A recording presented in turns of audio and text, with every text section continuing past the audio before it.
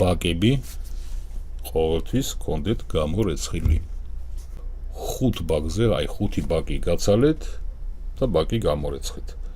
თუ არ ცლით ბაკს, 5 ბაკს ერთ თვეში დაუშვათ, ხო? თვეში ერთხელ მაინც უნდა გამორეცხოთ. და როდესაც ბაკს არ ხმარობთ, ხო?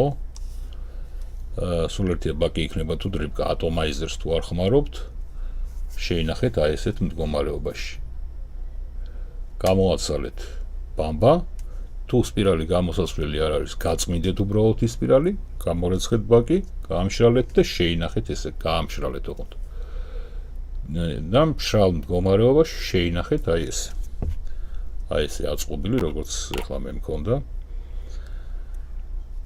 იმიტომ რომ დავუშვათ არ ხმარობთ ახლა ბაკს რაღაც პერიოდი, მაგრამ ოდესღაც ხო ვიხმართ და როცა დავაპირებთ ამის ხმარებას, მაშინ მაინც გამოსარეცხი გვექნება. პირდაპირ მაინც ვერ ჩავასხავთ სითხეს და ავაორთქლებთ. მაინც გამოსარეცხი იქნება და როდესაც ბინძური ბაკი გვიდევს, იქ შეიძლება კოროზია მოხდეს მეტალის. შეიძლება საერთოდ აყვავდეს იქ რაღაც ორგანიზმები. ამიტომ